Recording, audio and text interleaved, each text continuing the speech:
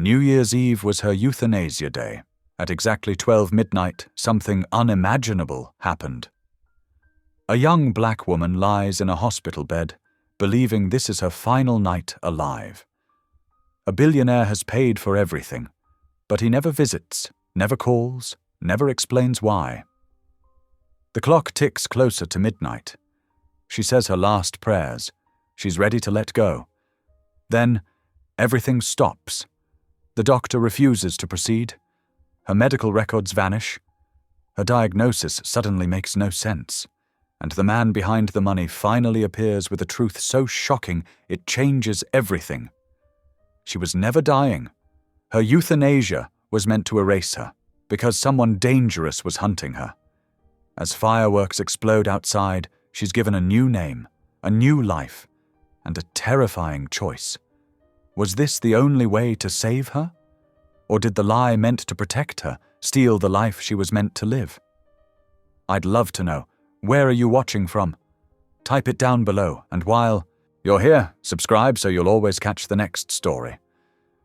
The winter sunlight crept through the frosted hospital windows, casting delicate patterns across Naomi Carter's blanket. She opened her eyes slowly, taking in the familiar sight of her private room, the same four walls that had been her home for the past 2 weeks.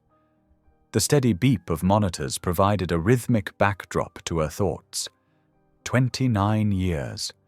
It felt both too long and not long enough. Naomi's hand absently traced the cross pendant at her neck, a gift from her mother on her 16th birthday. The metal was warm against her skin, a constant reminder of her faith.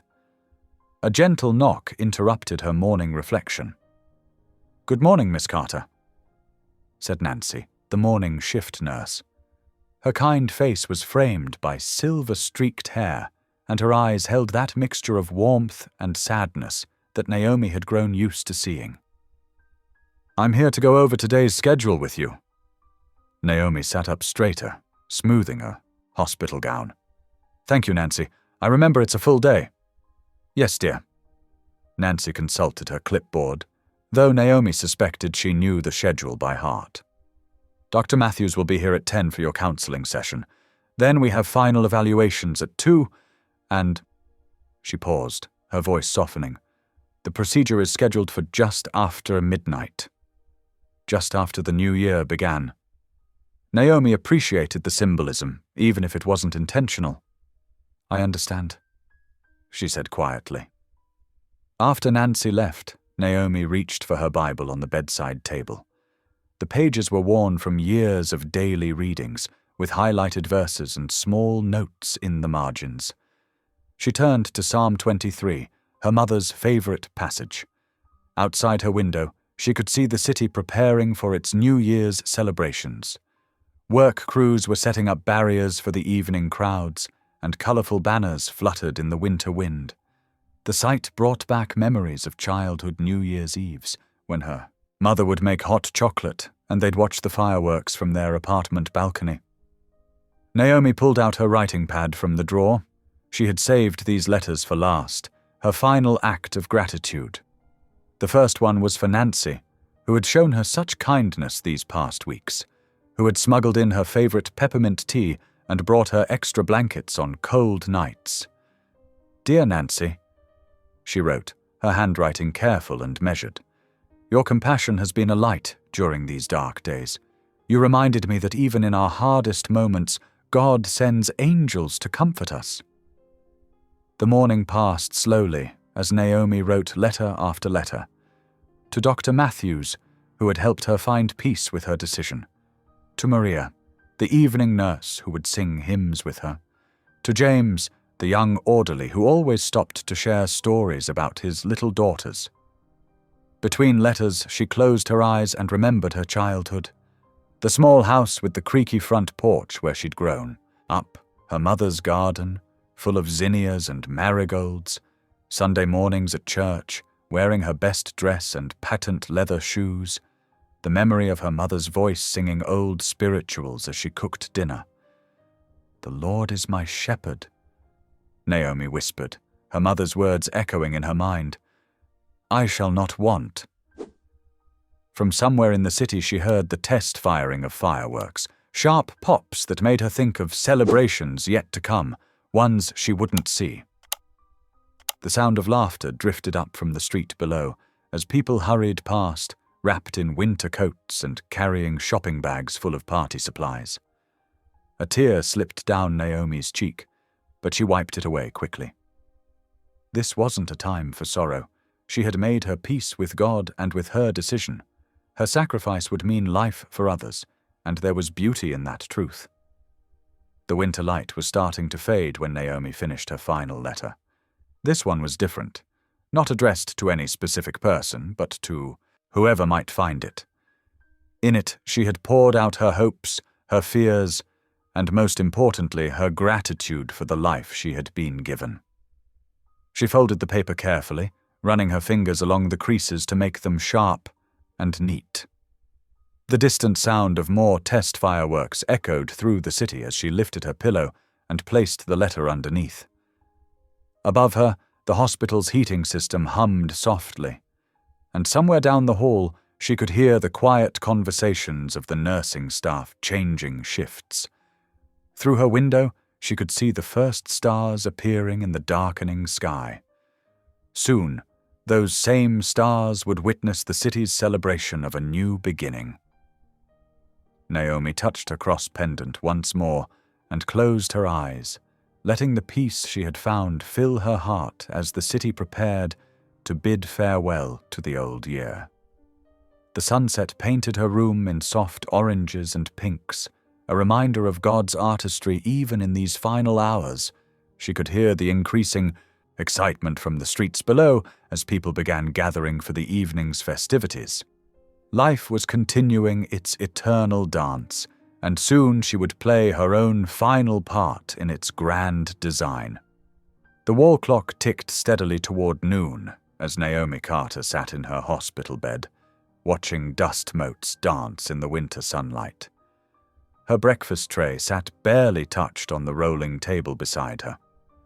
The morning's letter writing had left her emotionally drained, but somehow lighter, like setting down a heavy burden she'd carried too long. A soft knock at the door drew her attention. Dr. Helen Morrows entered, her white coat pristine and her silver-streaked hair pulled back in a neat bun. She carried Naomi's chart and wore the same professionally neutral expression she always did. "Good afternoon, Miss Carter," Dr. Morrows said, pulling up a chair. "How are you feeling today?" Naomi managed a small smile. "I'm at peace, Doctor. As much as anyone can be, I suppose." Dr. Morrows nodded, flipping through the chart pages. "Your vital signs have been stable. The morning labs came back within expected ranges." She looked up, meeting Naomi's eyes. "I want to reassure you again that everything is medically confirmed. We've run every test multiple times. The legal framework is absolutely sound." Naomi's hands twisted in her lap, fingers working at a loose thread on her blanket. "I understand that part, Dr. Morrows, but what I still don't understand is why someone would—" She paused, gathering her thoughts. "Why would a stranger pay for all of this? The private room, the specialists, everything, and never once visit or want to meet me?" The doctor's expression flickered briefly before settling back into its professional mask. "The benefactor has been very clear about maintaining anonymity, Miss Carter. As I've explained before, he has his reasons for wanting to remain uninvolved beyond providing financial support. But surely you've met him," Naomi pressed. "You must know something about why he's doing this?" Dr. Morrows straightened some papers that didn't need straightening. "I'm afraid I can't discuss any details about the arrangements. Patient confidentiality works both ways in this situation." Naomi sighed, letting her head rest back against the pillows. The same answers she always got: polite, practiced, and completely unsatisfying. After Dr. Morrows left, Naomi picked at her lunch, chicken soup and crackers she couldn't taste. The food here was good. She knew that objectively, but everything had lost its flavor weeks ago. The afternoon brought another visitor. Reverend Thomas Ellery, the hospital chaplain. His weathered face creased into a kind smile as he entered, his presence bringing a sense of calm to the sterile room.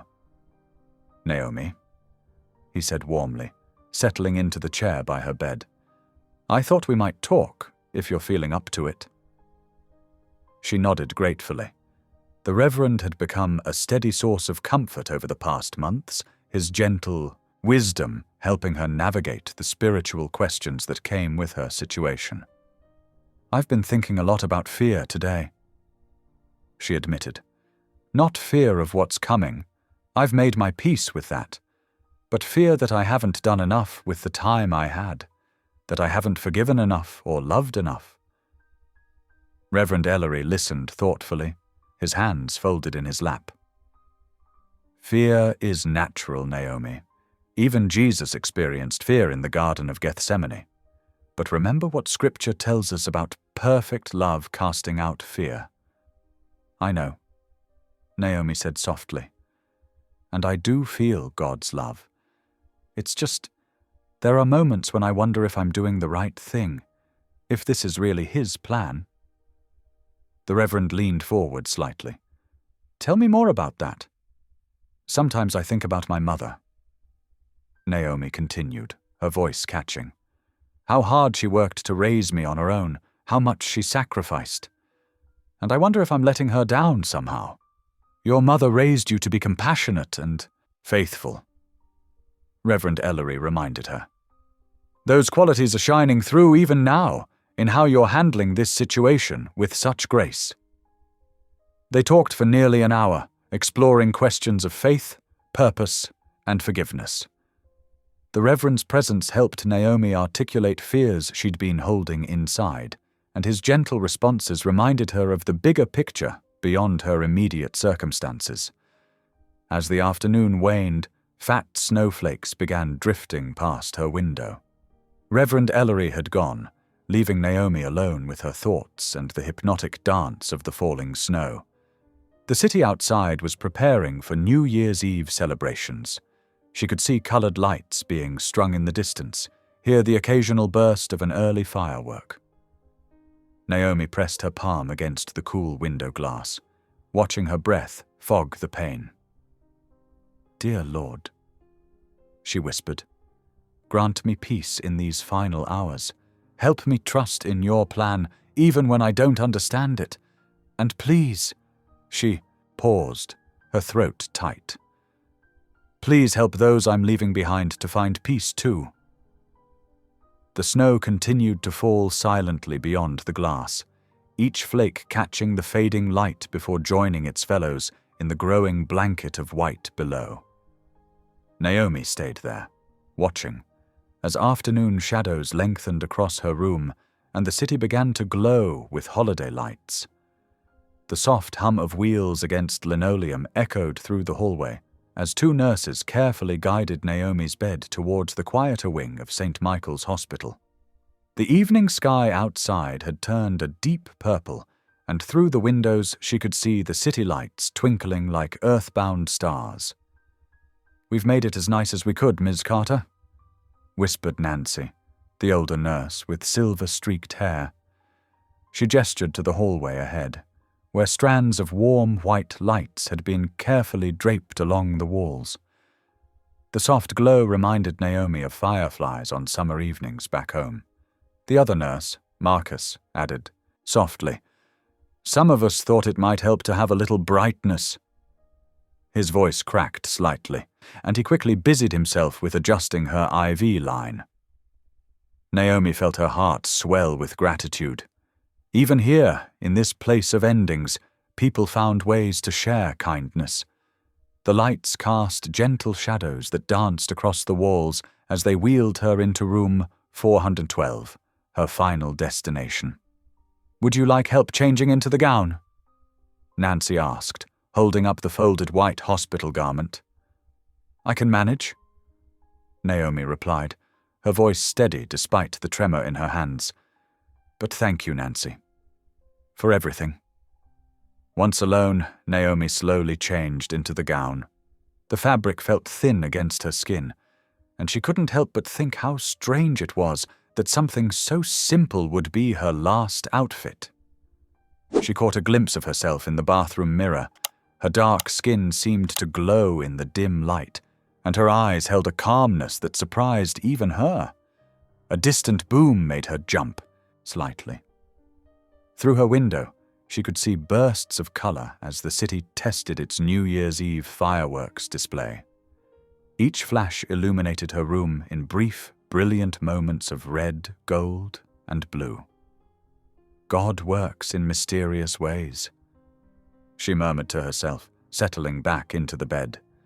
Here she was, watching practice fireworks for a celebration she wouldn't see completed, yet somehow feeling at peace with it all.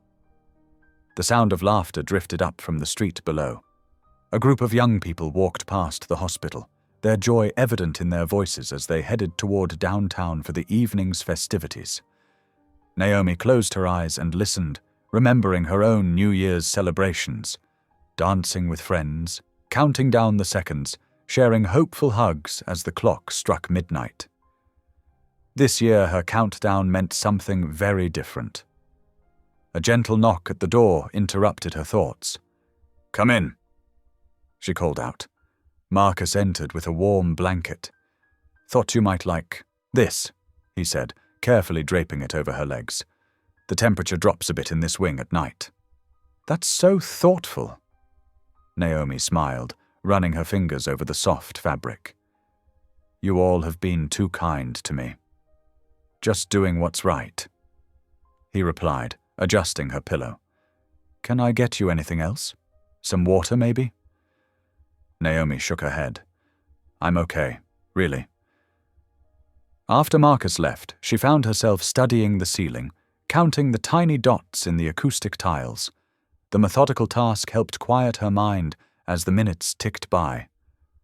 Outside her room, she could hear the subtle sounds of the hospital at night, the soft squeak of rubber-soled shoes, the distant ding of an elevator, the muted conversations of the night staff. More fireworks exploded in the distance, and Naomi turned her head to watch. Each burst seemed to paint a story across the sky. Stories of celebrations she wouldn't attend, of futures she wouldn't see, of moments that would belong to others. Yet, strangely, she felt no bitterness, only a sort of wistful acceptance. She thought about the letters she'd written earlier, tucked safely under her pillow. Words of thanks to the staff who had shown her such compassion, who had made her final days feel less lonely. She hoped they would understand how much their small kindnesses had meant to her. The digital clock on the wall quietly changed its numbers. 10:47 p.m. Naomi adjusted her position slightly, making herself comfortable against the crisp hospital sheets. Her hand smoothed over the blanket Marcus had brought, finding comfort in its warmth. The soft glow of the hallway lights filtered under her door, creating a gentle pathway of light across her room's floor. She lay back, her head sinking into the pillow, and took a deep breath. The air smelled of antiseptic and clean linens, but underneath that she could detect the faintest scent of winter through the window, crisp and clear and full of possibility. Even now, at the end, the world continued its beautiful dance of life. Her body felt heavy with acceptance, ready for whatever came next. The steady beep of her heart monitor created a peaceful rhythm in the quiet room, and she found herself breathing in time with it. Each breath felt precious now, each moment more vivid than the last. Through her window, the city sparkled with anticipation of the coming new year. Naomi watched the lights blur slightly as her eyes grew tired, but she felt no need to fight it. She was ready to let go, ready to face whatever waited beyond this moment with the same grace she'd tried to maintain throughout her life. The clock continued its silent vigil. 10:47 p.m. In just over an hour, everything would change. But for now, Naomi Carter lay still, surrounded by the gentle glow of holiday lights and the distant thunder of fireworks, her heart at peace with what was to come. The quiet hum of medical equipment filled Naomi's room as the clock edged toward midnight. At 11:40 in the evening, she noticed the first signs that something wasn't right. The usual calm efficiency of the hospital wing had shifted, replaced by an undercurrent of tension that made the air feel thick and heavy. Through the narrow window in her door, Naomi watched shadows moving back and forth. Staff members huddled in small groups, their voices low but urgent. The clicking of computer keyboards seemed more frantic than usual, and she could hear the repeated beeps of failed login attempts. "I'm sorry, but it's just not showing up." A nurse whispered loudly enough for Naomi to hear. "I've tried 3 times." "Try again," came another voice. "It has to be there." Naomi sat up straighter in her bed, her heart beginning to flutter. The white hospital gown felt suddenly cold against her skin. She had been so prepared, so accepting of what was to come. But now, uncertainty crept in like a fog. A young nurse rushed past her door, then backtracked and entered with an apologetic smile. "Everything's fine, Ms. Carter," she said, but her eyes darted to the monitors beside the bed. "Dr. Morrows will be in shortly." The tension in the hallway continued to build.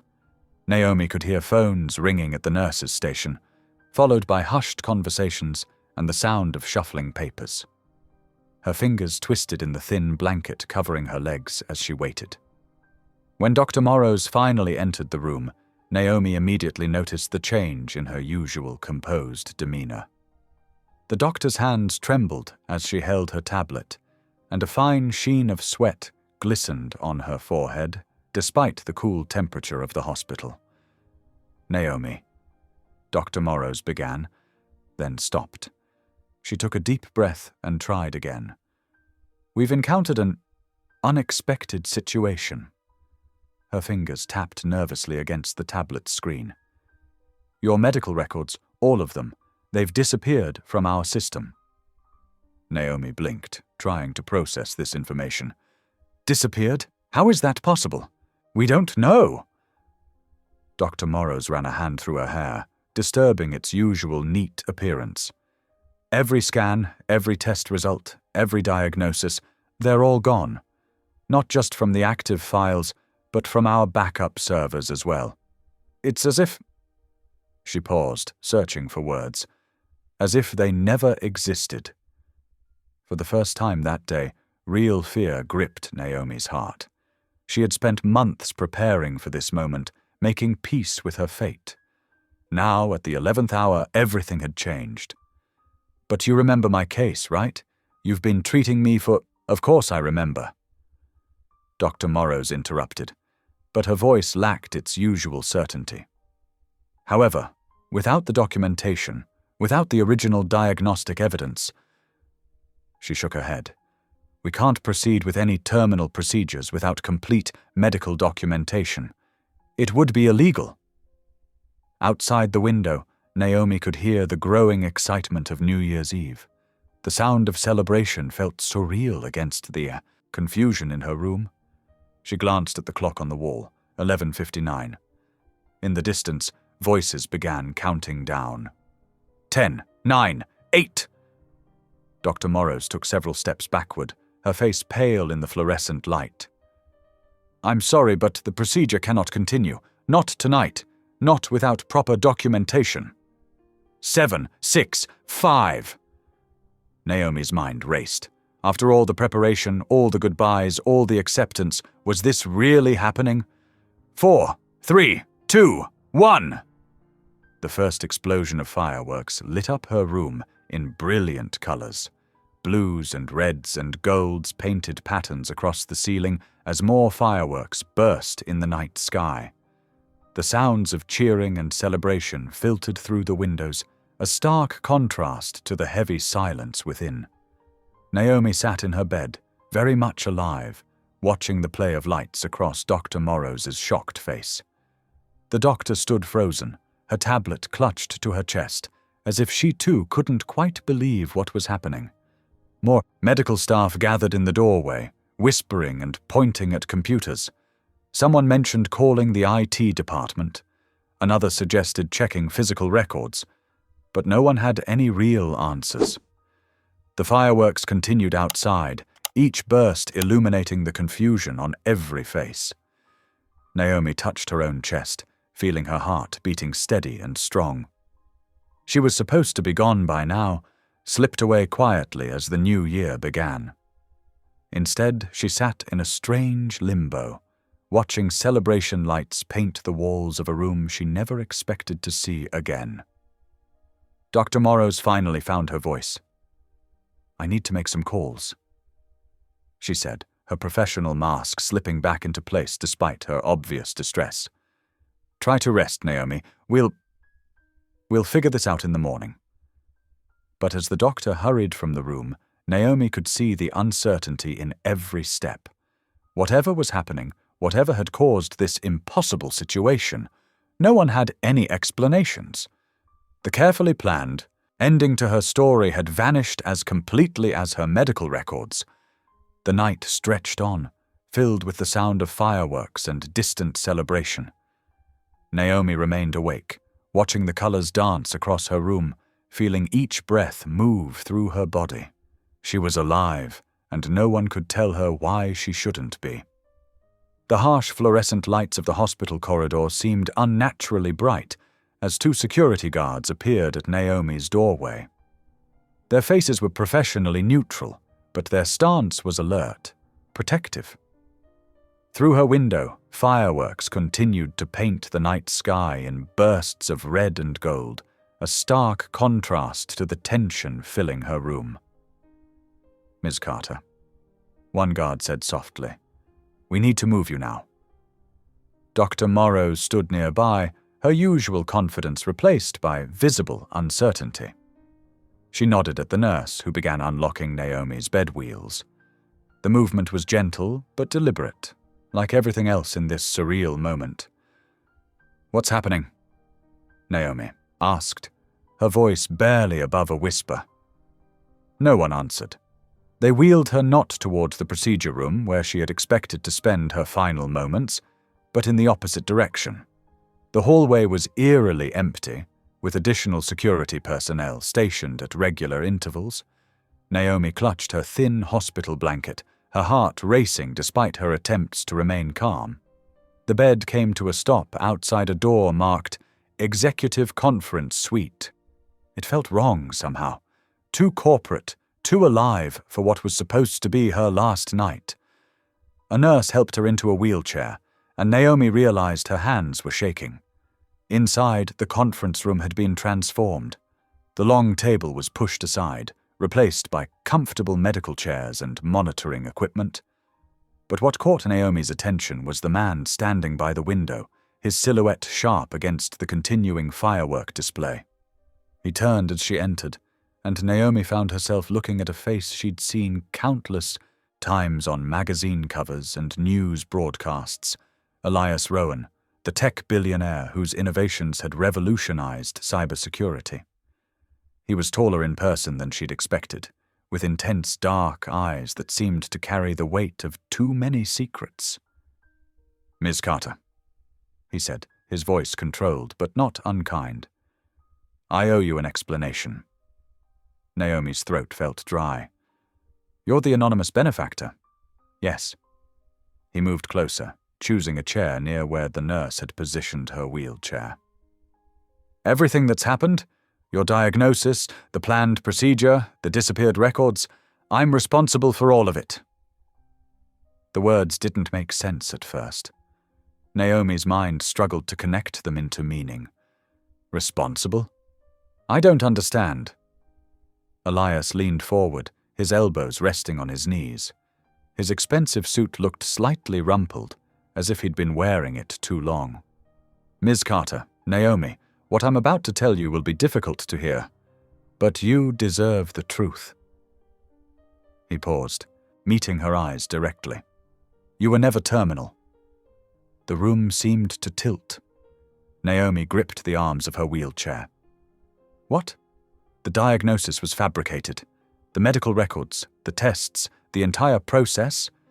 It was an elaborate construction designed to create a legal death, not to end your life, but to erase your identity. Naomi felt as if all the air had been sucked from the room. Her vision blurred at the edges. But why? Because people are hunting you, Elias said quietly. People who would harm you to get what they believe you possess. Something you inherited without knowing. Something connected to actions I took years ago.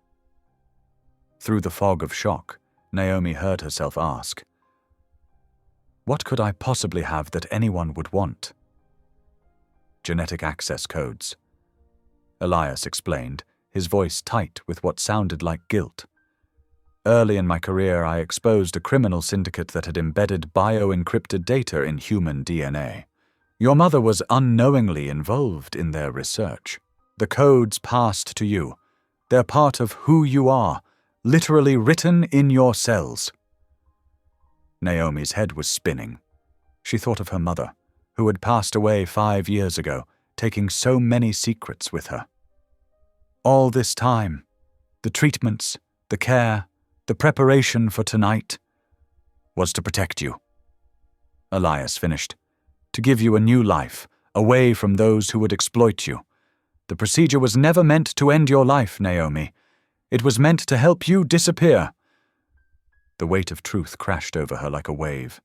Months of acceptance, of making peace with death, of saying goodbye to life. All of it built on lies. Her chest felt too tight, her breathing too shallow. The room began to spin. "You let me believe I was dying," she whispered, the words coming out broken. "You let me prepare for death." "It was the only way to ensure your safety," Elias said, but his voice seemed to come from very far away. "To make everyone, including those hunting you, believe you were gone." Naomi saw black spots dancing at the edges of her vision. She was vaguely aware of Dr. Morrow's rushing forward, of monitors beeping, of Elias's face swimming before her. Then darkness took her, and she slumped forward in the wheelchair as the truth finally proved too much to bear. The last thing she heard was Elias's voice, urgent and filled with concern. "Get the medical team in here now." Then even that faded away, leaving her floating in a void where nothing made sense anymore, where death had become life and truth had become fiction, and everything she thought she knew had shattered into 1,000 glittering pieces, like the fireworks still exploding in the night sky outside. The pristine conference suite felt sterile and cold as Naomi struggled to process what she'd just heard. Her fingers gripped the armrests of her wheelchair, knuckles white against the metal. The man before her, Elias Rowan, stood with perfect posture near the floor-to-ceiling windows, his silhouette sharp against the city's celebratory fireworks display. "You had no right," Naomi whispered, her voice trembling. "No right at all." Elias turned to face her, his expression carefully controlled. "I understand your anger." "Do you?" Naomi's voice cracked. "I spent months preparing to die. I wrote goodbye letters. I made peace with God. And you're telling me it was all... What, a show?" He moved closer, his expensive shoes clicking against the polished floor. "It was protection. The only way I could ensure your complete safety." Naomi's head spun as she tried to make sense of it all. The room felt too bright, too sharp. "My mother, you said she was involved somehow?" "Not directly," Elias said, pulling up a chair to sit across from her. "Sarah Carter worked as a cleaning service contractor at one of my early tech startups. She had no idea, but during a routine medical screening, she was accidentally exposed to an experimental biomarker, a biological identification code we were developing for secure banking." Tears welled in Naomi's eyes at the mention of her mother's name. "She died of cancer when I was 16. "The biomarker had nothing to do with her illness," Elias quickly assured her. "But it became part of her DNA, and subsequently yours. Think of it like an encrypted password, written in living cells." Naomi pressed her hands to her temples. This sounds insane. The syndicate I exposed, they were using my technology for money laundering, human trafficking, worse things I'm still uncovering. When I turned evidence over to international authorities, most of their operations were shut down, but some escaped prosecution. They've been rebuilding, searching for ways to access their frozen assets. He leaned forward, his voice dropping. Assets that can only be unlocked with specific biological codes, codes that you carry. The weight of understanding settled over Naomi like a heavy blanket. So, all those tests, the mysterious illness. Carefully orchestrated, Elias admitted. The doctors, the staff, most believed exactly what you did. Only Dr. Morrows knew the full truth. We needed your documented death to be absolutely convincing. Because these people would keep hunting me otherwise? Naomi's voice held a bitter edge. They're already hunting you.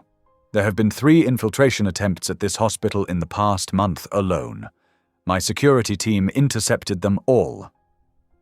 Naomi closed her eyes, remembering odd moments, new orderlies she'd never seen again, maintenance workers in restricted areas. The chaplain, Reverend Ellery? Real chaplain, unaware of the situation. Your spiritual counseling was genuine. I wouldn't manipulate that. A harsh laugh escaped her. How considerate of you. She opened her eyes, fixing him with an intense stare.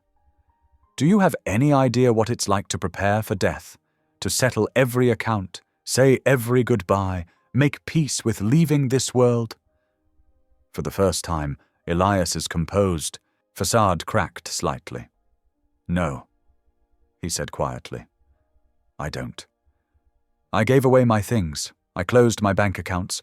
I told my friends not to mourn too long. Her voice rose with each statement. I prayed for hours, asking God to welcome me home, and you sat back and watched it all, knowing it was a lie. To save your life, he insisted. It wasn't your life to save, Naomi shouted, surprising herself with the force of her anger. You played God with my existence. You let me believe I was dying because it was convenient for your plans. Would you have preferred I let them find you? Elias's calm cracked further. They would have taken you, extracted what they needed, and disposed of you. Your death wouldn't have been peaceful then.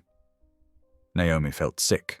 The fluorescent lights seemed to buzz louder, the room spinning slightly. I need air. Elias pressed a button on the wall, and Dr. Morrows entered immediately. Take her to the garden terrace, he instructed. It's secured. As Dr. Morrows wheeled her towards the door, Naomi spoke without turning. When the sun comes up, I want to leave. That's not possible yet, Elias said softly. You're legally deceased as of midnight. We need time to establish your new identity, arrange secure transport. No. Naomi's voice was steel. You've controlled enough of my life. I need time alone, real alone, to think, to pray, to figure out who I am now that everything I thought I knew was a lie. Naomi, you owe me that much. She cut him off. If you have any humanity in you at all, you owe me time to grieve the life you just stole from me. The silence stretched between them as the first pale light of dawn began to creep into the sky. Finally, Elias spoke. 24 hours, with a security detail outside whatever room you choose. After that, we have to move. The syndicate will notice the procedure didn't happen. They'll come looking. Naomi didn't acknowledge his words as Dr. Morrows wheeled her out. The doctor tried to speak several times as they moved through the quiet halls. But Naomi remained silent. Her mind was a storm of emotions: anger, betrayal, relief, fear, grief. Everything she'd processed about dying now had to be unprocessed. Every goodbye she'd said now felt hollow. The garden terrace was small but peaceful, enclosed in bulletproof glass with delicate white lights strung overhead. Dr. Morrows helped her to a cushioned bench, then stepped back uncertainly. "I'll be just inside if you need anything," the doctor said softly. Naomi didn't respond. She watched the sky lighten degree by degree, feeling the weight of her restored life pressing down on her shoulders. She was alive, but at what cost? Her autonomy had been stripped away, her choices made by others, her very identity erased without her consent. As the sun finally crested the horizon, Naomi bowed her head and began to pray. Not the peaceful prayers of acceptance she'd offered yesterday, but raw, honest prayers of confusion and hurt. She needed guidance now more than ever. She needed to understand why God had allowed this path and how to walk it with grace when all she felt was anger. The morning light grew stronger, warming her face through the glass. She was alive. Against all expectations, against her own acceptance, she was alive. Now she had to figure out what that meant, not on Elias Rowan's terms, but on her own. The January sun climbed higher, casting sharp rectangles of light across the conference room floor. Naomi sat rigid in her chair, her hospital gown replaced with borrowed scrubs that felt too big, too foreign. Her fingers traced the edge of the wooden table, searching for something solid to hold on to in a world that had turned upside down overnight. The door opened with a soft click. A woman entered. Tall, precisely dressed in a charcoal suit, her silver hair swept back in a neat bun. She carried a sleek leather briefcase that she placed carefully on the table. "Ms. Carter, I'm Lucinda Hale," she said, her voice clipped but not unkind. "I understand this is overwhelming, but we need to move quickly." Elias stood near the window, hands in his pockets. "Ms. Hale is the best in her field. She'll handle every detail of your transition." "Transition," Naomi repeated, the word tasting bitter. "You mean erasing me?" Lucinda opened her briefcase, removing folders with methodical care. "I prefer to think of it as protecting you through reinvention.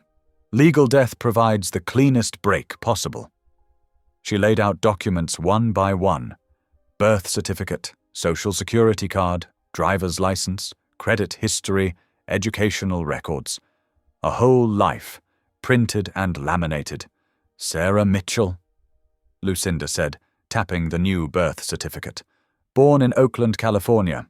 Bachelor's degree in library science from the University of Washington. Currently employed as a digital archives specialist for a private foundation in Portland, Oregon." Naomi's head spun. "Portland? But I've never even been to Oregon." "Exactly," Lucinda replied. "No connections to your past life. The foundation position is real. They're aware of the situation and will protect you. You'll have an apartment, colleagues, a routine.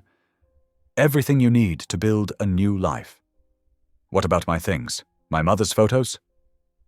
Naomi's voice cracked. Elias stepped forward.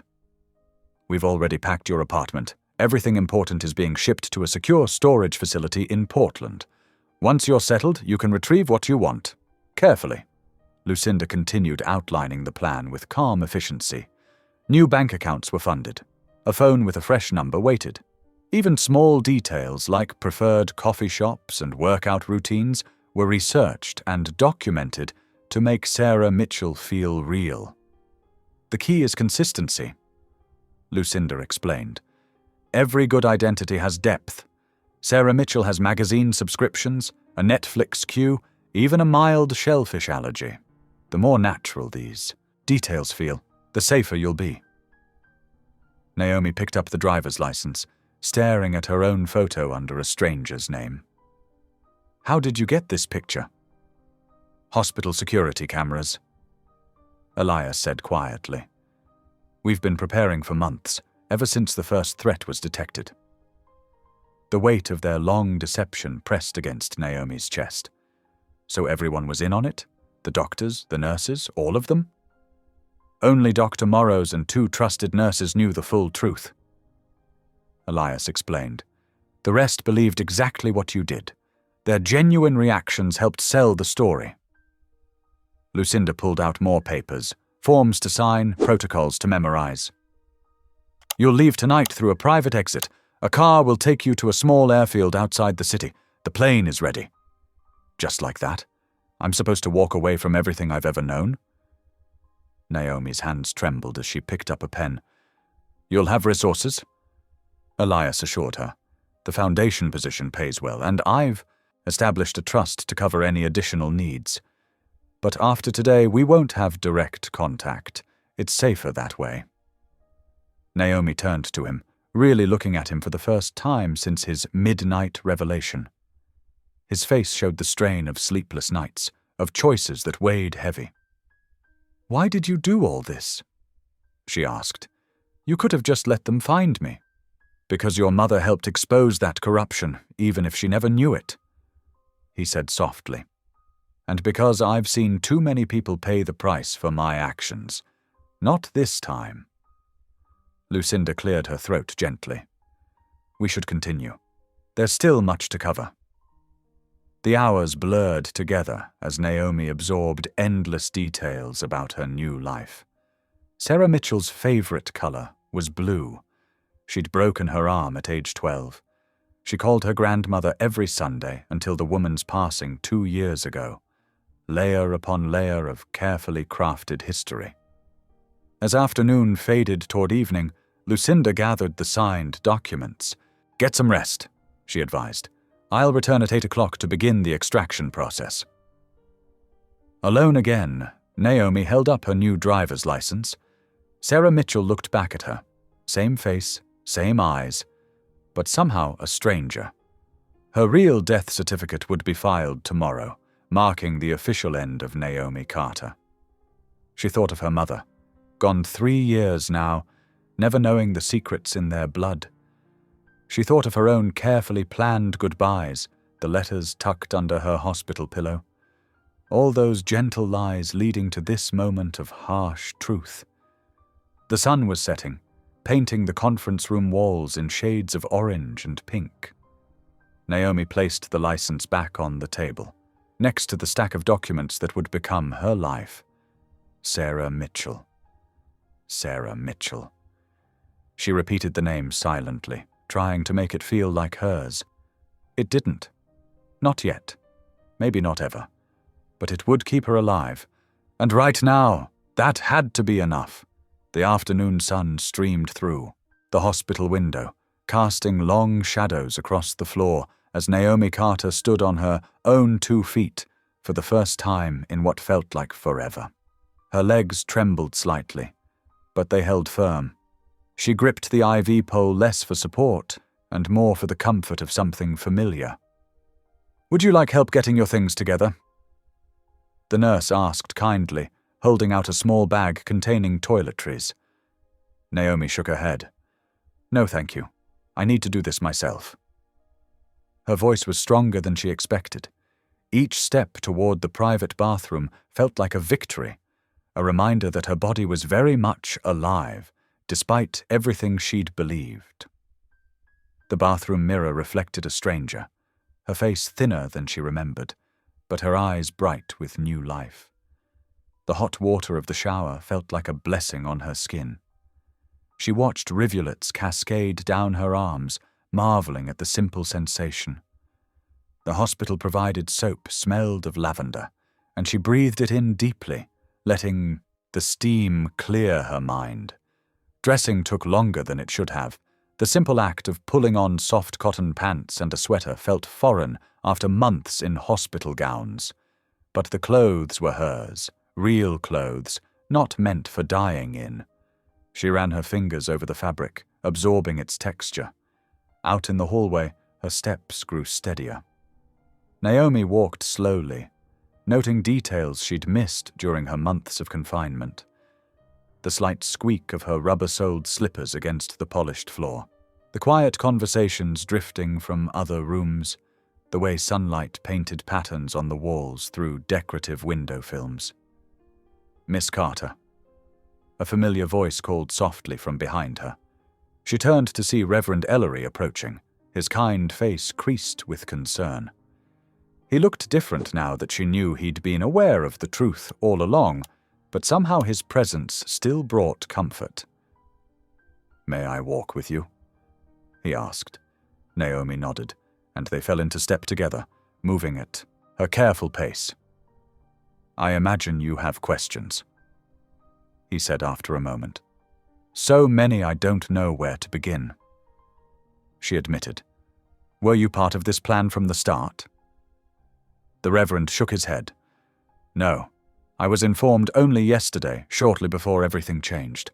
My role was always to provide spiritual comfort, nothing more, though I admit learning the truth helped me understand why I felt so strongly that your story wasn't finished." They paused by a window, watching birds swoop past in the winter sky. "I've been angry," Naomi said quietly. "At everyone. At God. I prepared myself for death, made peace with it. Now I learn it was all—" She trailed off, unable to find the right word. "A deception meant to preserve life," Reverend Ellery supplied and tightened gently. "Not unlike Queen Esther, hiding her identity until the moment was right to save her people. Sometimes protection requires difficult choices." Naomi considered this. "But Esther chose her path. Mine was chosen for me."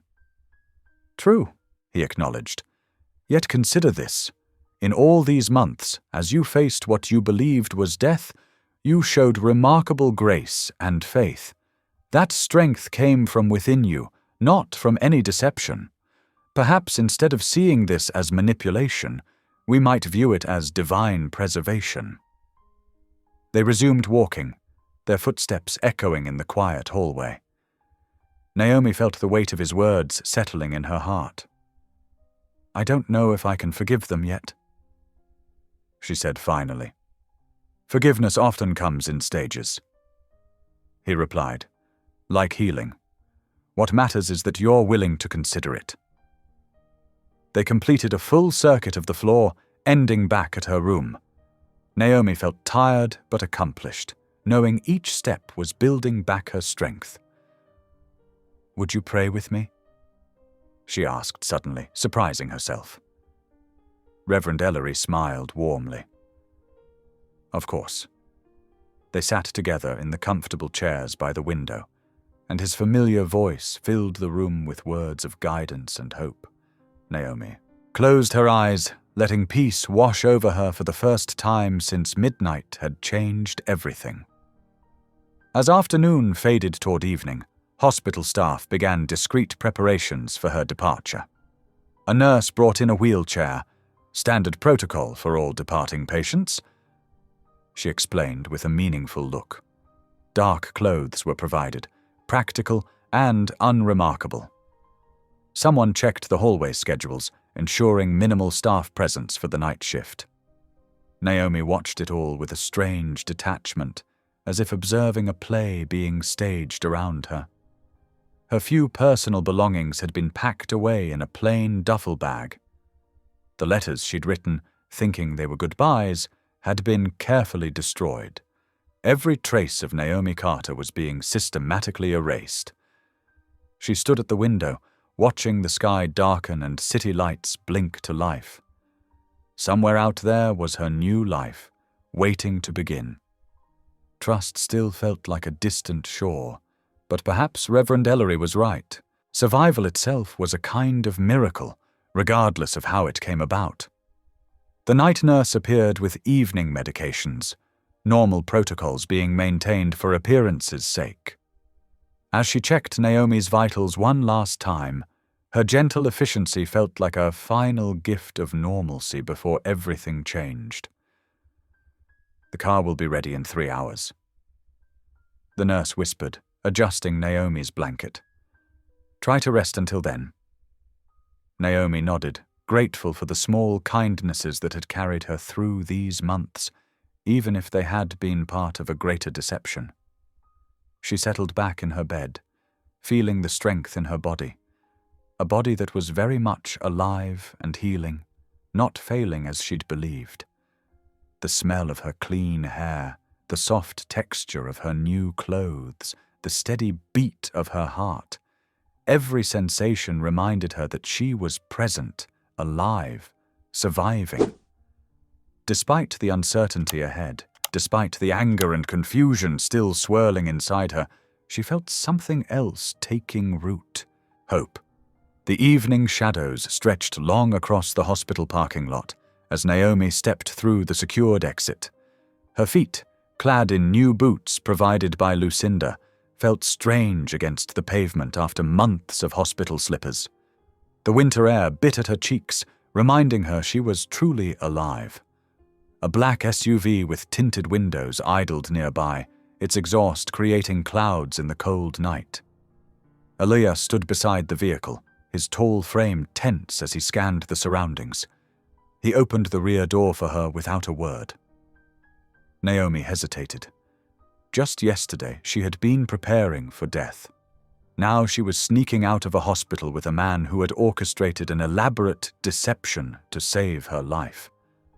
The complexity of emotions made her chest tight. "It's heated inside," Aaliyah said softly, misreading her pause as a response to the cold. She slid into the leather seat, clutching the small bag containing her few belongings, mostly items Lucinda had purchased for her new identity. Aaliyah took the seat beside her, leaving space between them. The driver, a woman with close-cropped grey hair who had been introduced simply as Mason, pulled away from the curb. The city lights blurred past the windows as they merged onto the highway. Naomi watched familiar buildings fade into the distance, knowing she would never see them as herself again. The reality of it all pressed against her chest. "I know you have questions," Elias said, breaking the heavy silence. His voice was low, careful. "You deserve answers." Naomi turned to study his profile in the passing streetlights. His jaw was tight, shoulders rigid beneath his expensive coat. She had spent hours imagining her mysterious benefactor, but the real man seemed weighted by burdens she was only beginning to understand. "Why did you choose to live this way?" she asked. "Always alone, always watching from a distance?" Elias's hands flexed in his lap. "After I exposed the syndicate, I saw what they did to people who helped me. Good people. Families." He swallowed hard. "I learned that my presence in anyone's life was a liability. Distance became safer." "That sounds lonely," Naomi said quietly. "Loneliness is better than guilt." His words carried years of pain. "I couldn't bear more blood on my hands." The highway stretched darker as they left the city behind. Trees replaced buildings, their bare branches stark against the night sky.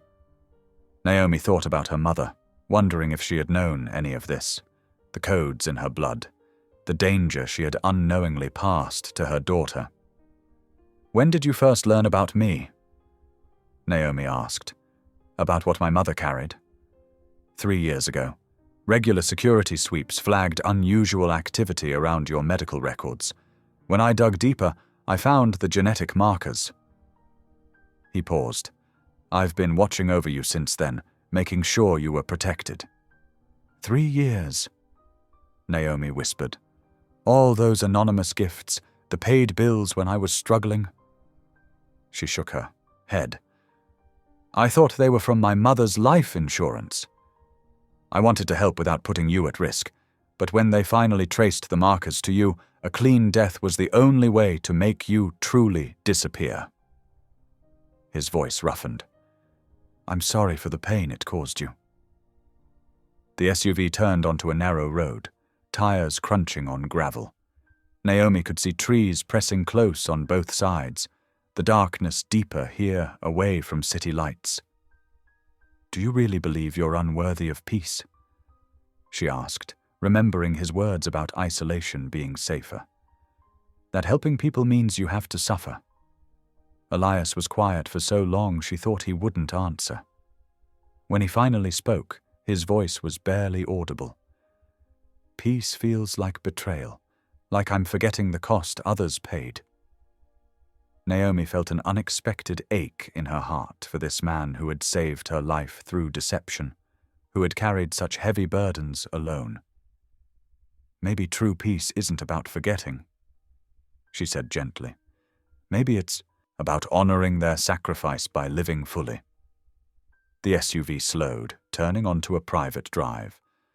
Through the trees, Naomi could see warm lights glowing from the windows of a modest house. Mason brought the vehicle to a stop in front of a covered porch. "This is where I leave you," Elias said, his voice steady despite the emotion she could see in his eyes.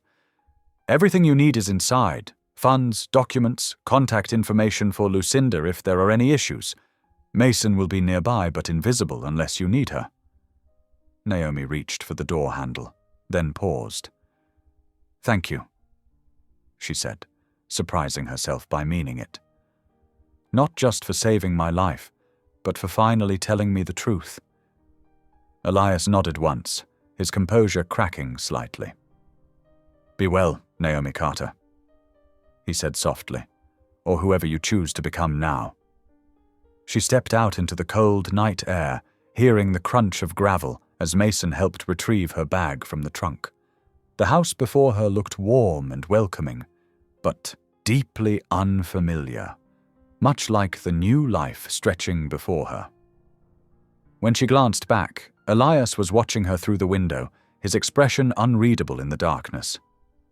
Then Mason pulled away, and Naomi was left standing alone on the porch, key in hand, facing the first moment of her new existence.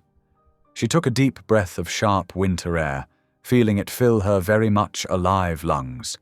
She didn't know who she was anymore, not Naomi Carter, not yet her new identity. But she was here, breathing, with a future stretching unexpectedly before her. For tonight, that would have to be enough. The morning sun filtered through gauzy curtains Naomi had never seen before, casting unfamiliar shadows across the hardwood floor. She lay still for several moments, her fingers tracing the soft cotton sheets that weren't hospital-issued, reminding herself that this was real. She was alive. Different, but alive. A gentle knock at the door drew her attention. "Come in," she called, sitting up in bed. A woman with warm brown eyes and silver-streaked hair entered, carrying a tray with coffee and toast. "Good morning," she said with a genuine smile. "I'm Miriam Cross, your relocation counselor. I thought we might start with breakfast." Naomi appreciated the normalcy of the gesture, even as her heart ached at how abnormal everything else felt. "Thank you," she said, accepting the mug of coffee. "It smells wonderful." Miriam settled into a chair by the window. "I know this is overwhelming," she said, her voice steady and calm. "We'll take it one step at a time. Today is about learning the basics of your new life, practical things that will help you feel more grounded." They spent the morning going through documents, Miriam explaining the carefully constructed background story that would become Naomi's truth. "You grew up in Minneapolis," Miriam explained, spreading out papers on the kitchen table. "Your parents passed away 5 years ago in a car accident. You worked as a librarian before deciding to relocate for a fresh start." Naomi's hand shook as she practiced her new signature again and again. Sarah Mitchell. Sarah Mitchell, Sarah Mitchell. Each stroke of the pen felt like erasing another piece of Naomi Carter. "It's okay to grieve," Miriam said softly, noticing Naomi's trembling fingers. "What you're doing, it's like learning to walk again. Nobody expects you to run right away." After lunch, they drove through the small town that would become Naomi's new home. Maple trees lined the main street, their bare branches reaching toward a crystal-clear winter sky. Miriam pointed out the local grocery store, the library where Naomi would work, the coffee shop where locals gathered each morning. "The town's called Cedar Grove," Miriam explained as they passed a quaint town square with a gazebo. Population just under 5,000. People are friendly here, but they also respect privacy. It's the kind of place where you can build a quiet life. Naomi pressed her forehead against the cool car window, watching her breath fog the glass. "How do you do this?" she asked suddenly. "Help people disappear and become someone new?" Miriam waited at a stop sign, considering her answer. "I see it as helping people bloom again after a frost," she said finally. "The flower that grows might look different than before, but it's still reaching for the sun. That's what matters." Back at the safe house, they reviewed emergency protocols and daily routines. Naomi memorized new phone numbers, learned the names of her fictional former colleagues, studied photos of the house that would become her home next week. "What if I slip up?" Naomi whispered, the fear that had been building all day finally spilling out. "What if I forget and use my real name, or answer someone who calls out, 'Naomi'?" Miriam reached across the table and squeezed her hand. "Then we practice more. We adjust. You're not alone in this, Sarah." She used the new name deliberately, helping Naomi acclimate to its sound. As afternoon faded toward evening, Miriam gathered her things. "Tomorrow we'll work more on your background story, but for now, just rest. Let yourself feel whatever you're feeling." When Miriam left, Naomi found herself drawn to the front porch. She settled onto the wooden swing, pulling a blanket around her shoulders against the January chill. The sun was setting, painting the sky in strokes of pink and gold that reminded her of her mother's watercolor paintings. Tears came then, quiet but steady, for the woman she had been. For Naomi Carter, who loved Earl Grey tea and collected vintage postcards. For the daughter who had inherited her mother's laugh and, unknowingly, so much more. For the life she had planned and the one that had been planned for her instead. But as the sun sank lower, casting long shadows across the snow-dusted lawn, Naomi felt something else stirring beneath her grief, determination. She might have to live carefully, but she would live fully. She would make this second chance mean something. A cardinal landed on the porch railing, its red feathers brilliant against the winter landscape. Naomi watched it hop along the rail, fearless and bright. She thought about what Miriam had said about flowers blooming after frost, about reaching for the sun no matter what. "Hello," she whispered to the bird, testing out words that felt both foreign and familiar. "I'm Sarah Mitchell." The name still felt strange on her tongue, but less impossible than it had that morning. She would learn to wear it like a second skin, would fill it with new memories and meanings. The cardinal tilted its head, studying her with one dark eye before taking flight. Naomi, now Sarah, watched it disappear into the gathering dusk, a flash of color against the darkening sky. She stayed on the porch until the first stars appeared, tiny points of light in the vast expanse above. She might not be able to choose the circumstances that brought her here, but she could choose what to do with them. She would build a life that honored both who she had been and who she could become. Safe, yes, but also meaningful. Different, but not diminished. The porch swing creaked gently as she rocked, its rhythm steady and soothing. Tomorrow would bring more practice, more details to memorize, more pieces of her new identity to absorb. But for now, she simply existed in this moment, alive, breathing, watching night settle over a world that felt both strange and full of possibility. Sunlight streamed through the kitchen window of Naomi's modest rental house as she stirred honey into her morning tea. 3 weeks had passed since her arrival in the small town of Pine Grove, and she was slowly finding her rhythm in this new life. The kitchen clock ticked steadily at 8:15 as she went through her morning routine. Her new name still felt strange when she whispered it to herself. Sarah Mitchell. She touched the simple silver cross necklace at her throat. one of the few possessions she'd been allowed to keep from her old life. The local outreach center had become her sanctuary. Every Tuesday and Thursday morning, she helped sort donated clothes and pack food boxes for families in need. The work was simple but meaningful, allowing her to feel useful while maintaining the low profile Miriam had advised. Just be present, Miriam had told her during their weekly check-in. Let people get to know Sarah naturally. Today was sorting day at the center. Naomi pulled on a warm sweater and comfortable shoes, checking her reflection in the hallway mirror. The woman looking back at her seemed both familiar and foreign. Same gentle brown eyes and warm skin tone, but her hair was different now, cut shorter and styled to change her appearance subtly. At the outreach center, Margaret, the elderly coordinator, greeted her with a warm smile. "Good morning, Sarah. We've got quite a few donations to sort through today." Naomi returned the smile, grateful for the simple kindness. "I'm ready to help." They worked quietly together, sorting winter coats and blankets. The repetitive motion of folding and organizing brought a peaceful rhythm to her morning.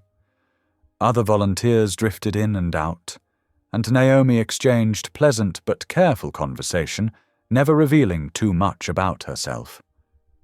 "Such a blessing having you here," Margaret commented, placing a neatly folded sweater in a box. "You have such a gentle way with people who come in for help." Naomi felt a flutter of warmth in her chest. "Thank you. It helps me too, being here." The morning passed quickly, and Naomi was just preparing to leave when she saw Miriam's car pull up outside. Something about the counselor's hurried movements made her stomach tighten. Miriam entered the center, her usually calm face lined with concern. "Sarah, do you have a moment?" They stepped into the small office at the back of the center. Miriam closed the door and turned to face her. "There's been a situation we need to discuss." Naomi's hands grew cold. "What kind of situation?" "Someone attempted to access your sealed hospital records last night," Miriam said quietly. "The security team caught it quickly, but it's concerning. The attempt came from an encrypted source they couldn't trace." The familiar weight of fear settled over Naomi's shoulders. She sank into a nearby chair, her legs suddenly weak. How did they even know where to look?" "We don't know," Miriam admitted, pulling up another chair. "But this is why we have multiple layers of security in place. The records they tried to access are completely fabricated anyway, part of the cover story. Your real records were destroyed that night." Naomi's mind raced back to New Year's Eve, to the moment everything changed. "Do you think it's them? The people Elias was protecting me from?" "It's possible," Miriam said carefully. "But we shouldn't jump to conclusions. The important thing is that you're safe. The security team is monitoring everything closely." But Naomi barely heard the reassurance. Her heart pounded as she thought of every person she'd interacted with in the past weeks. Had she said too much? Made eye contact too long? Left some trail despite her careful adherence to the rules? "Should I leave?" she asked, hating the tremor in her voice. "Move somewhere else." Miriam reached out and squeezed her hand. "Not yet. This could be nothing. Just someone fishing. Making you move every time there's a potential threat isn't the answer. It would make your life impossible." Naomi stood and paced the small office, her thoughts churning. "I can't just sit here and wait, Miriam. I can't just hope they don't find me." "What are you thinking?" Miriam asked, watching her carefully. "I'm thinking that running and hiding isn't enough," Naomi said slowly. "I need to understand more about the people looking for me, about what exactly they want, about what my mother's role was in all of this." "That could be dangerous," Miriam cautioned. "The less you know, the safer I am." Naomi turned to face her. "But that's not true, is it? My mother didn't know anything, and that didn't protect her. My ignorance nearly got me killed, or at least made me believe I was dying. She stopped at the window, watching volunteers unload boxes from a delivery truck. Normal people doing normal things, while her world tilted on its axis again. "I can't live like this," she said quietly. "Jumping at shadows, always wondering if today is the day they find me. I need to do something." Miriam was silent for a long moment. "What exactly are you proposing?" "I don't know yet," Naomi admitted. "But I can't remain passive anymore. There has to be a way to resolve this, really resolve it, not just hide from it." She turned back to Miriam, her voice stronger now. "Will you help me?" Miriam studied her face, then nodded slowly. "I'll help you. But we do this carefully, methodically. No rash decisions." "Agreed," Naomi said, feeling a strange mix of fear and determination. "Where do we start? First, we maintain your current routine. No sudden changes that might draw attention?" Miriam said. "I'll make some careful inquiries about the database breach, see what else we can learn." Naomi nodded, her mind already working through possibilities. She wouldn't run again. Whatever came next, she would face it clear-eyed and prepared. The woman who had entered the hospital on New Year's Eve had been ready to die. The woman standing here now was ready to fight, not with weapons or violence, but with truth and courage. She gathered her things, preparing to leave the outreach center. Margaret waved goodbye, unaware of the conversation that had just changed everything. Naomi waved back, offering a small prayer for the kind woman's safety, and all the others who had welcomed Sarah Mitchell into their community. The afternoon sun was warm on her face as she stepped outside. Everything looked the same. The quiet street, the familiar buildings, the people going about their day. But something had shifted inside her. Fear still whispered in her mind, but it no longer had the power to paralyze her. She walked home slowly, alert but not afraid, her mind working through what she knew and what she needed to learn. The time for simply disappearing was over.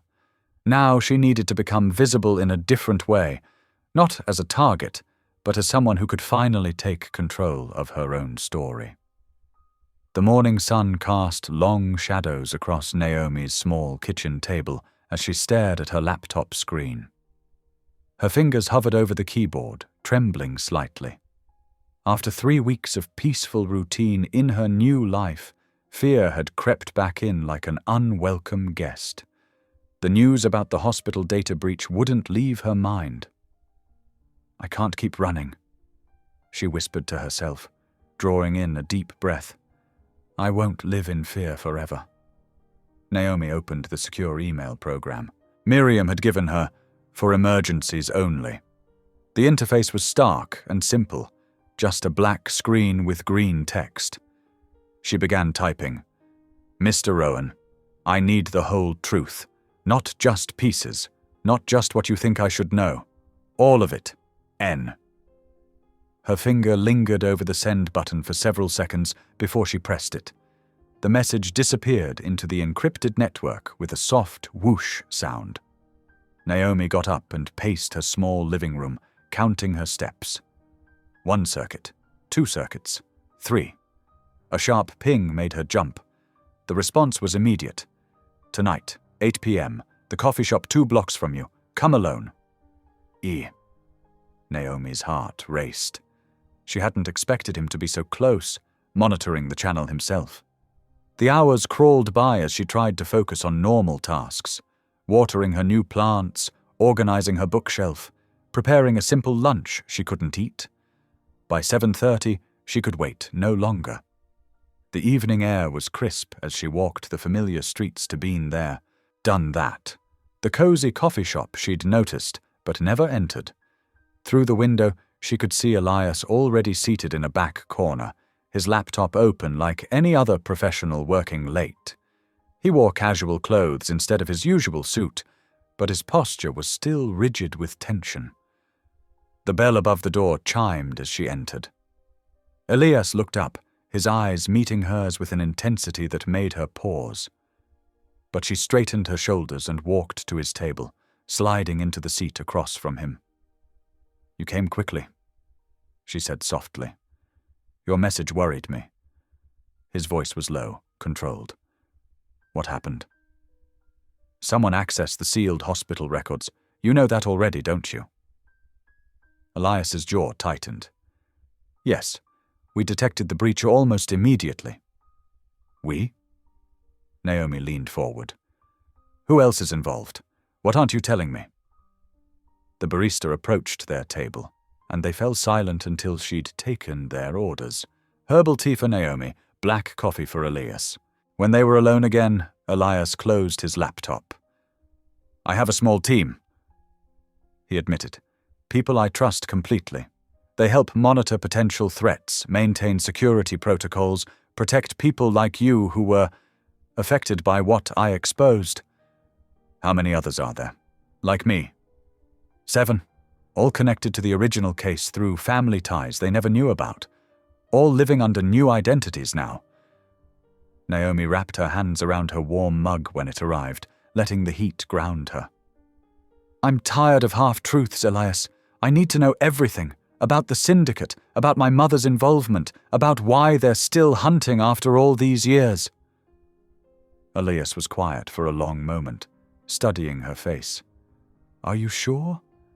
Once you know, you can't unknow." "I'm sure. I won't spend my life jumping at shadows. I need to understand what I'm running from." He nodded slowly, then pulled a small device from his pocket and placed it on the table. "Signal scrambler," he explained. "For privacy." For the next hour, Elias talked in a low, steady voice about the financial syndicate he'd exposed years ago, how they'd used genetic markers as living passwords to authorize massive transactions, how they'd secretly harvested DNA from unwitting people, how they'd built an empire on stolen identities and laundered money. Naomi's mother had been a lab technician at a facility they used as a front, her access credentials unknowingly copied into her own genetic code. "When I brought down their network," Elias explained, "I thought it was over, but some of them escaped prosecution. They've been rebuilding, slowly and carefully. They need the original genetic keys to access certain hidden accounts. That's why you're still in danger." Naomi absorbed this, her tea growing cold and forgotten. "So faking my death, giving me a new identity, it's just buying time." "It was meant to be a permanent solution. But you're right. They're getting bolder, testing defenses. The hospital breach proves that." "Then we need to stop hiding." Naomi's voice was firm. "We need to expose everything, all of it in the light of day, no more secrets." Elias shook his head. "It's too dangerous. I have evidence that could destroy what's left of their organization, but releasing it would put everyone at risk. You, the other relocated families, my team. Keeping secrets is what gives them power," Naomi insisted. "Trust me, I know. I've lived with secrets my whole life. My mother never told me who my father was. The doctors never told me the truth about my condition. You never told me why I really needed to disappear. Every secret was meant to protect me, but they all just made me more vulnerable." She reached across the table and touched his hand. Elias startled at the contact, but didn't pull away. "We do this legally," she continued. "We take your evidence to the authorities. We put everything on record. We stand in the truth and let justice work the way it's supposed to. It's not that simple." "Yes, it is." Naomi's eyes were bright with conviction. "Complicated plans, layers of deception. That's their way of operating. We need to be different. Better." Elias was quiet for a long time, his coffee forgotten. Finally, he looked up at her, with something like wonder in his expression. "You're not what I expected," he said softly. "What did you expect? Someone who needed protecting. Instead, you're—" He trailed off, searching for words. "Someone who wants to fight back, she finished. Not alone, with help, with truth, with the law on our side. Will you help me? Elias looked down at where her hand still rested on his, then back at her face. Slowly, he nodded. I have a secure server with everything documented. Transaction records, DNA databases, names of operatives still at large. It would take time to organize it all, make it prosecution ready. Then let's get started.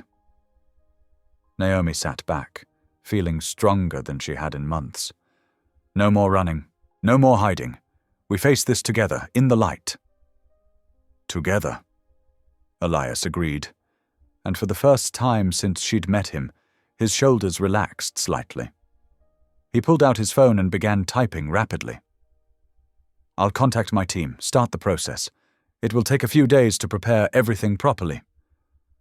I can wait a few more days? Naomi said. I've learned patience, if nothing else, from all this. As they finalized their plans, the coffee shop began closing around them. Outside, stars were appearing in the clear night sky, no longer hiding places for Naomi, but points of light showing the way forward. The morning sun filtered through the safe house windows as Naomi sat at her kitchen table, surrounded by stacks of legal documents. Her hands trembled slightly as she signed another affidavit, using her birth name for the first time in weeks. The familiar curves of each letter felt both strange and comforting. Elias stood nearby, his laptop open to a secure connection with their legal team. Are you sure about this? He asked softly. Once we start, there's no going back. Naomi took a deep breath, steadying her hand. I'm tired of hiding, she said. My mother never knew what she carried inside her. I won't let that silence continue. Over the next few days, their plan took shape with careful precision. Federal prosecutors worked quietly, building cases from the evidence Elias had protected. Naomi's testimony was recorded in secure locations, her words painting a picture of how far the syndicate's reach had extended, forcing an innocent woman to fake her own death just to survive. Your story matters, the lead prosecutor told her, after a particularly long session. It shows the human cost of their actions. People understand that. Weeks passed in a blur of preparation. Naomi watched from the safe house as pieces fell into place. Security teams monitored every movement around her location. Encrypted phones buzzed with updates. Each day brought new progress, new tension, new hope. The first arrests happened on a Tuesday morning. Naomi watched the news coverage, her heart pounding as familiar names scrolled across the screen. Financial executives, board members, people who had helped bury the truth years ago. They're focusing on the money trail first, Elias explained, pointing to the headlines. Your mother's genetic markers were part of their security system. When I exposed their initial crimes, those markers became a liability they needed to eliminate. Naomi nodded, remembering the weight of those months in the hospital, believing she was dying. All because they couldn't risk what was in my DNA being traced back to them. The investigation expanded rapidly. More arrests followed. Each day brought new revelations as the syndicate's carefully constructed walls crumbled. Former members turned on each other, offering testimony in exchange for leniency. In the safe house, Naomi watched it all unfold on television. Her hands shook less now when she signed documents. Her voice grew stronger in recorded depositions. The fear that had lived in her chest for so long began to loosen its grip. The prosecutors say we're near the end, Elias told her one evening, 3 weeks into the investigation. The last key players are being brought in.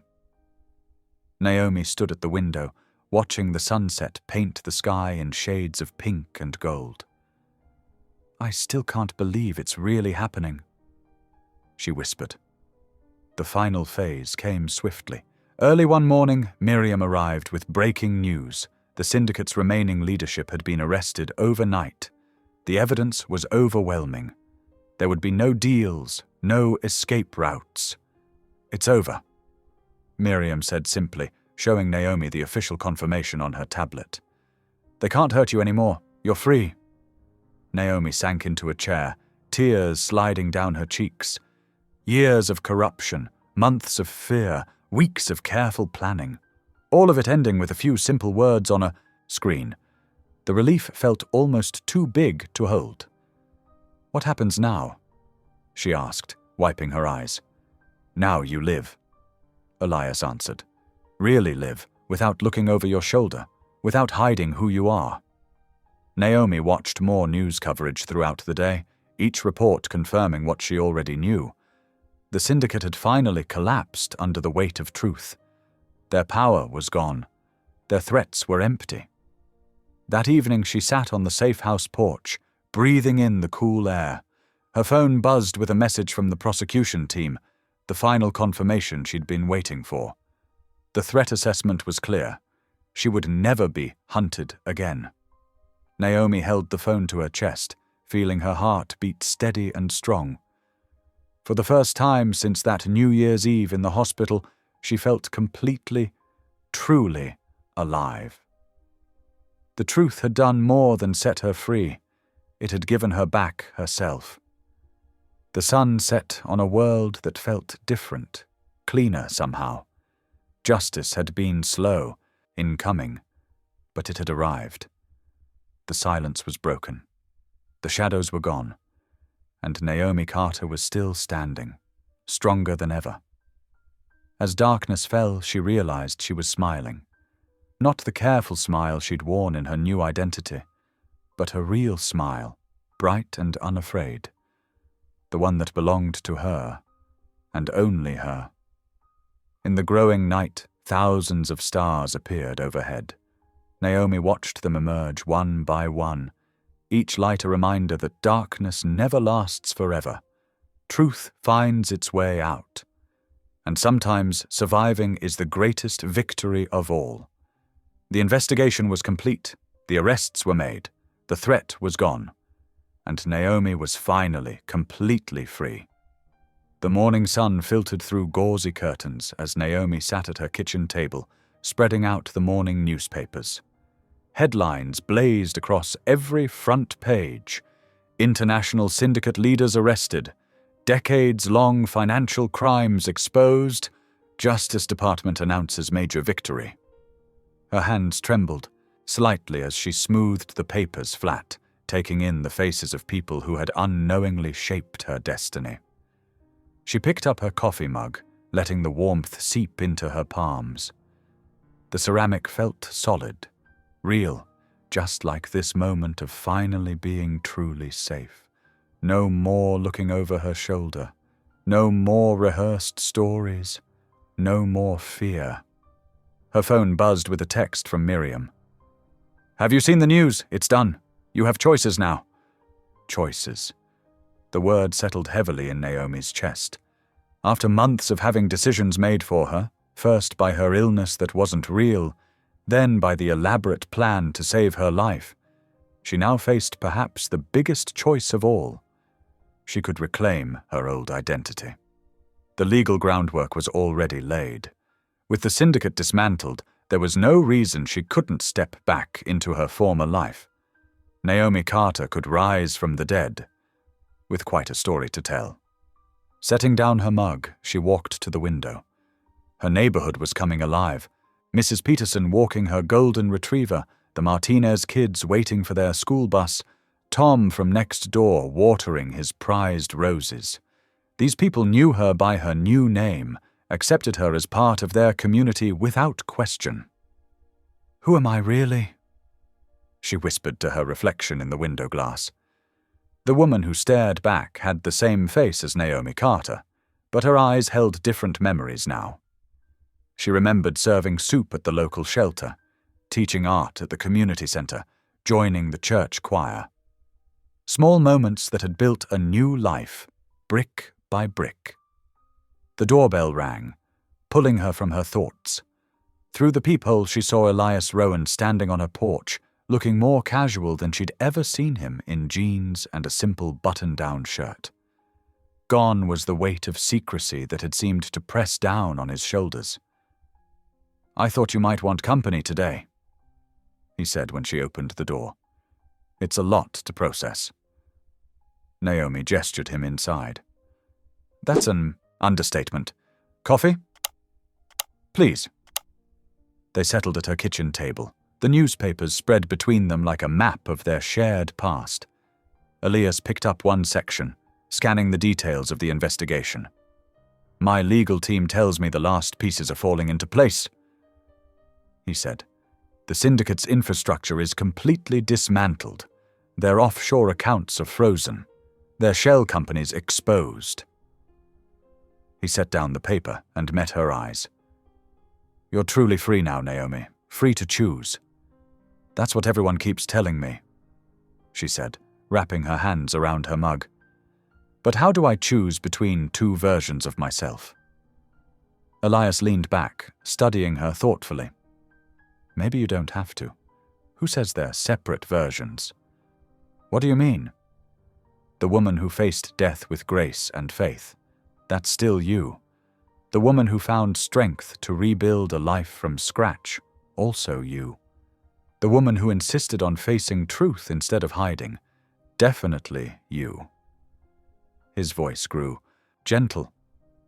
"Maybe instead of choosing between them, you can choose to be all of it." Naomi stood up and paced to the window again. Outside, the morning had brightened into full sunshine. "I've been thinking about my mother," she said quietly, "about the genetic markers she passed to me without knowing. She always told me we carry our ancestors' stories in our blood. I never knew how literally true that was." "What would she want for you?" "She'd want me to live fully, to help others." Naomi turned back to face him. "That's what I've found here, in this new life. Ways to serve that I never imagined before." Elias nodded. "I've seen similar changes in myself, running my companies through layers of protection, always watching for threats. It was no way to live.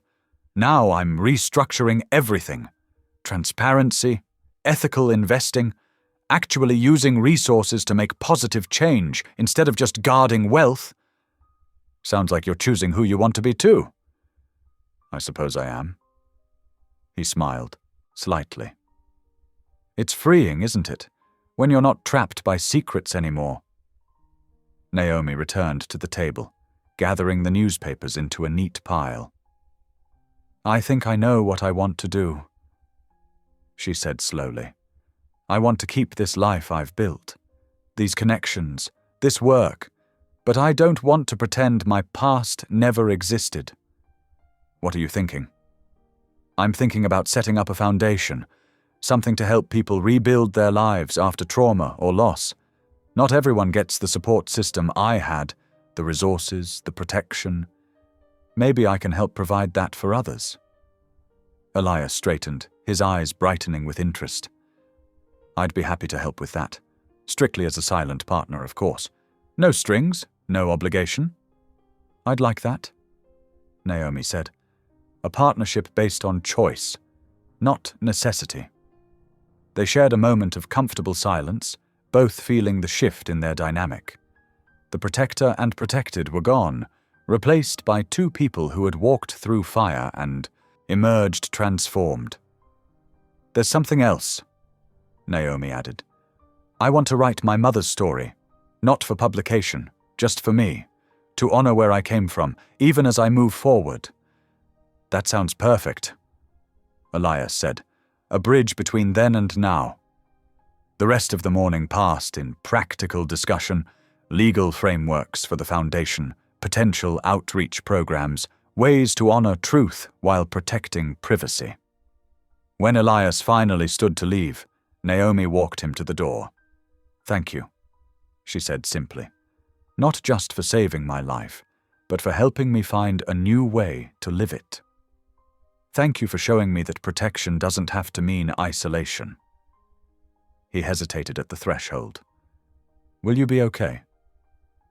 Naomi smiled, feeling the rightness of her decision settling into her bones. Yes, I'm exactly where I'm supposed to be. After he left, she returned to her kitchen table and pulled out a fresh notebook. On the first page, she wrote 2 names, her old one and her new one. Then, she began to write their story, not as separate identities, but as chapters in the same life. A life that would now focus on helping others find their way through darkness into light. The winter sun cast long shadows across Naomi's desk as she finished arranging chairs in a circle. The community center's meeting room felt warm and welcoming, with soft light filtering through gauzy curtains and the faint scent of coffee brewing in the corner. She checked her watch. 6:30 p.m. on December 31st. Exactly 1 year since everything changed. "Need any help with those?" asked Maria, one of the regular volunteers, poking her head through the doorway. "I've got it, thanks." Naomi straightened the last chair and stepped back, surveying the space. "Hard to believe it's been a year." Maria nodded knowingly. "Since you started here?" "Since everything." Naomi smiled, keeping the deeper truth to herself. The center knew her as Grace Thomas, a soft-spoken woman who'd overcome personal trauma to help others. They didn't need to know she'd once been someone else entirely. The evening support group filtered in gradually, faces both familiar and new. A young man who'd lost everything to addiction. An elderly woman rebuilding after financial fraud took her retirement. A teenager aging out of foster care. Each carried their own story of system failure, of falling through society's cracks. "Welcome, everyone," Naomi began, settling into her usual chair. "Tonight's special because it's New Year's Eve, a time when we often reflect on endings and beginnings." She took a deep breath, feeling the weight of memory. "Last New Year's Eve, I thought my story was ending. Instead, I found a new chapter." The group leaned in, drawn by the gentle strength in her voice. She'd learned to share pieces of her truth without compromising her safety, focusing on universal themes of loss, rebirth, and finding purpose through pain. Later, after the meeting ended and good nights were exchanged, Naomi lingered in her office. The wall clock showed 10:47 p.m., the same time last year she'd been lying in a hospital bed, prepared to die. She pulled out her journal, a practice Reverend Ellery had encouraged during those first difficult months of transition. The page opened to an envelope. Her monthly update from Lucinda Hale, tracking the last loose ends of her old identity. Inside was also a small note from Elias, accompanying his latest donation to the center. His messages were always brief, professional, respecting the boundaries they'd established. But there was warmth there too, a shared understanding of what it meant to rebuild from ashes. Naomi began to write, letting her thoughts flow freely. 1 year ago tonight, I thought I knew exactly how my story would end. I'd made peace with death, found grace in acceptance. But life had other plans, messier, more complicated, more beautiful than I could have imagined.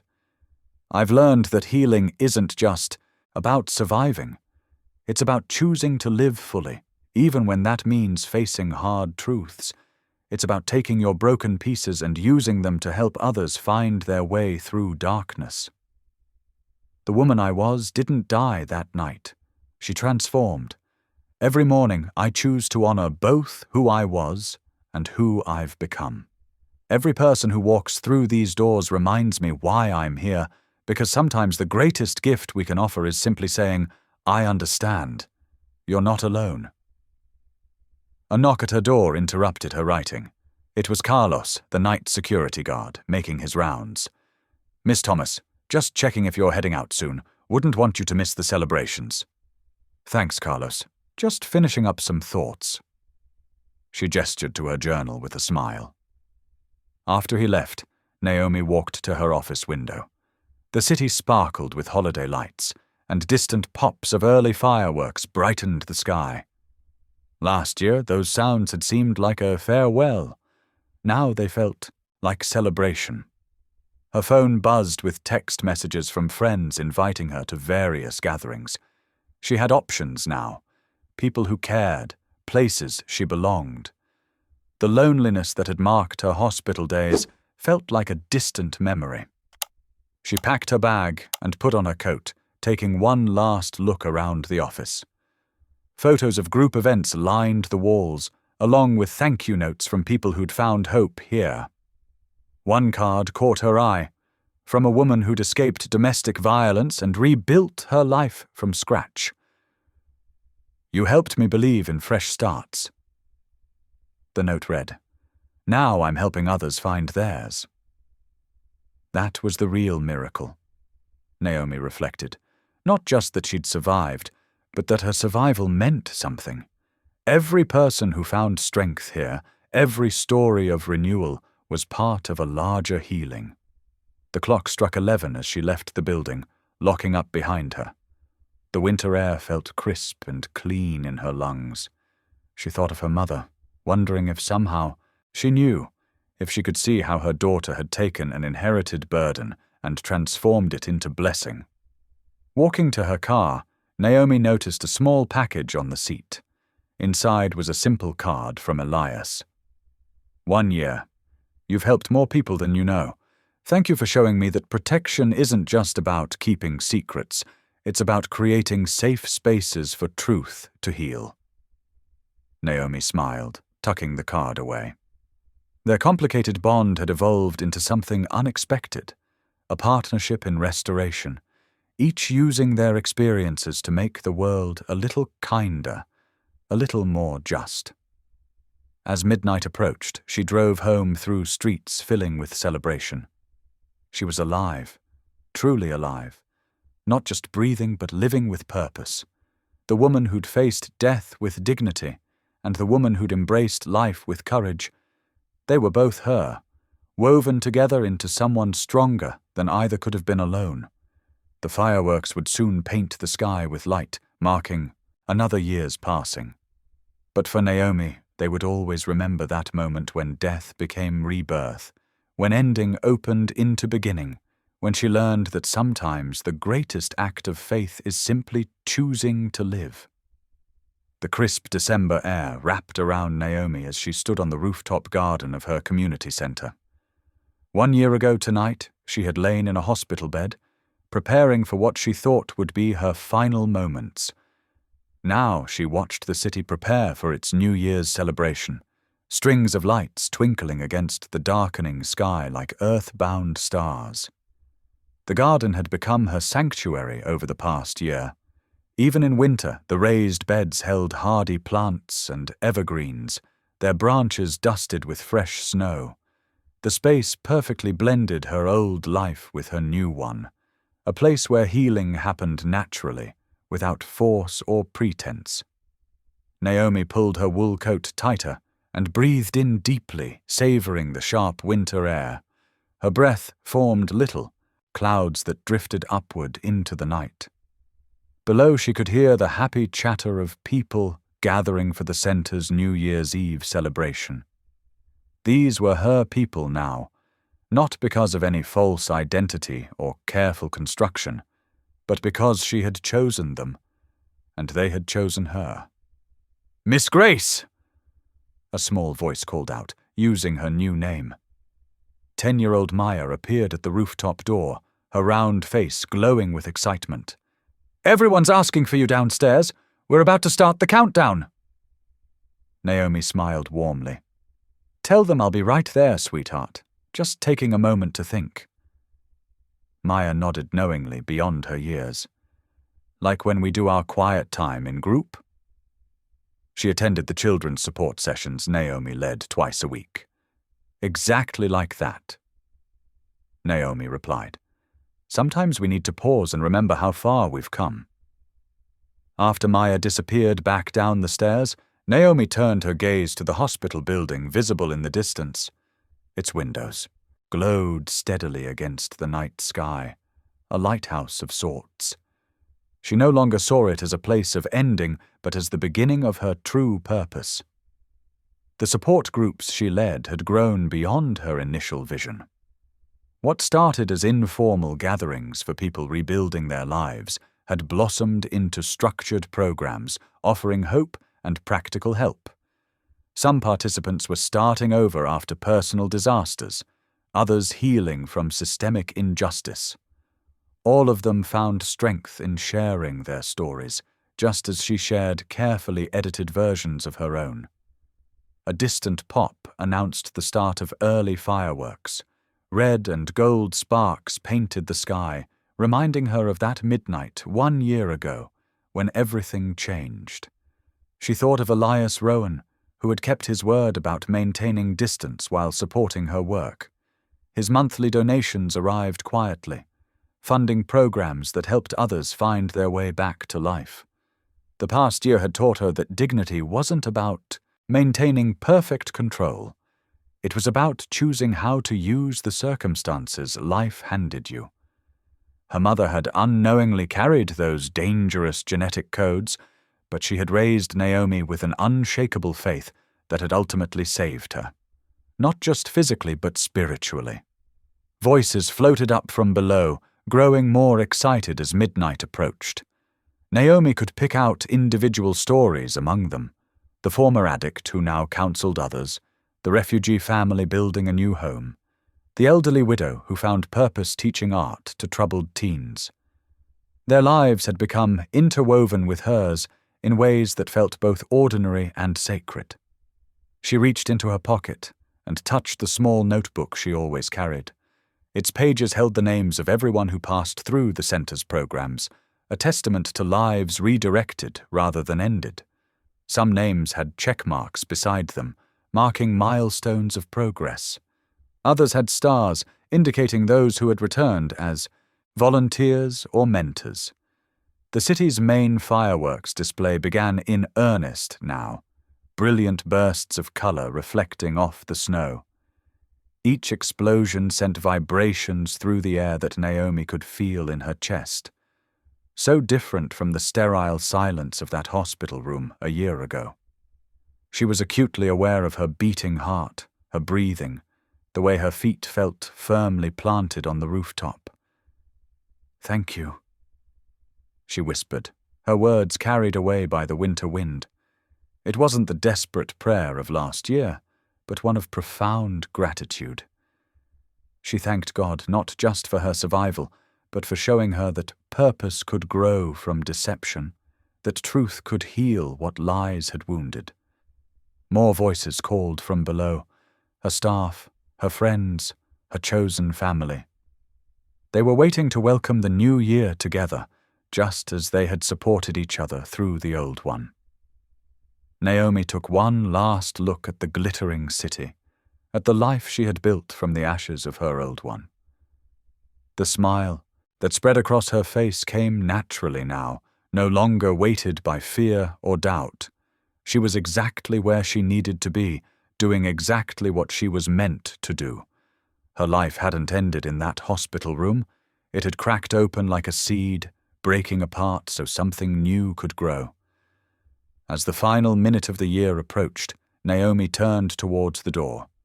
The warmth and light from below beckoned her, and she moved toward it with sure steps.